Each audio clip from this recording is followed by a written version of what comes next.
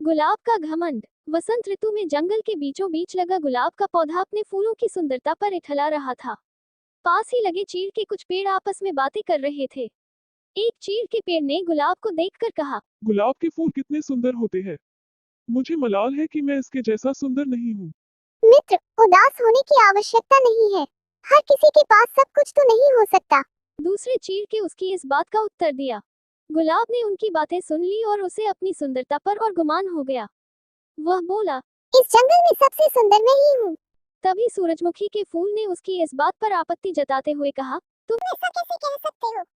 इन जंगल में बहुत सारे सुंदर फूल हैं और तुम बस उनमें से एक हो।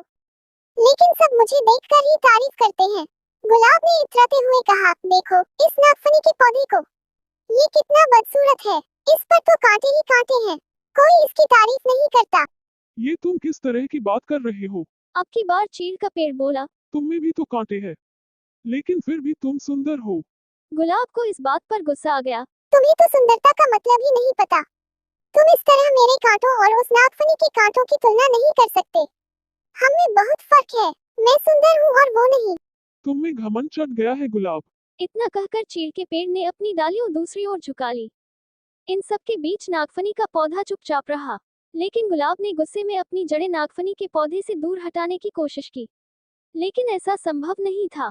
कुछ देर प्रयास करने के बाद गुलाब ने चिढ़कर नागफनी के पौधे से कहा, तुम एक निरर्थक पौधे हो। तुम में न सुंदरता है, नहीं तुम किसी काम के हो। मुझे दुख है कि मुझे तुम्हारे पास रहना पड़ रहा है। गुलाब की बात सुनकर नागफनी को दुख हुआ और वह बोला। भगवान ने किसी को भी निरर्थक जीवन नहीं दिया है। गुलाब ने उसकी बात अनसुनी कर दी। मौसम बदला और वसंत ऋतु चली गई। धूप की तपिश बढ़ने लगी और पेड़ पौधे मुरझाने लगे। गुलाब भी मुरझाने लगा। एक दिन गुलाब ने देखा कि एक चिड़िया नागफनी के पौधे पर चोंच गड़ाकर बैठी है।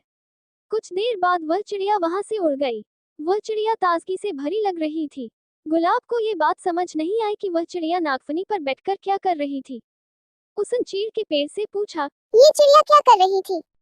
चीड़ के पेड़ ने कहा, ये चिड़िया नागफनी के पौधे से पानी ले रही है। ओह, लेकिन क्या इसके चोंच गड़ाने से नागफनी को दर्द नहीं हुआ होगा? गुलाब ने पूछा। अवश्य हुआ होगा, किंतु दयालु नागफनी चिड़िया को तकलीफ में नहीं देख सकता था।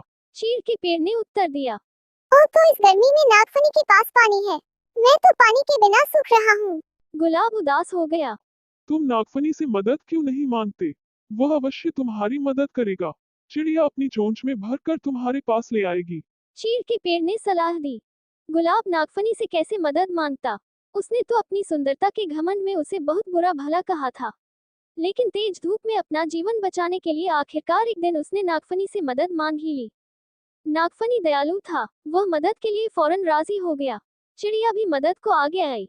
उसने नागफनी से पानी चूसा और अपनी चोंच में भरकर गुलाब के पौधे की जड़ों में डाल दिया। गुलाब का पौधा फिर से तरोताजा हो गया। गुलाब को समझ आ गया था कि किसी को देखकर उसके बारे में राय नहीं बनानी चाहिए। उसने नागफनी से माफी मांग ली। सीख 1, किसी की शक्ल देखकर कोई राय नहीं बनानी चाहिए। इंसान की बाहरी सुंदरता नहीं, बल्कि आंतरिक सुंदरता मायने रखती है। 2, हर किसी को भगवान ने अलग अलग गुणों से नवाजा है, इसलिए अपने गुणों पर अभिमान मत करो। एक दूसरे की सहायता से ही जीवन आगे बढ़ता है।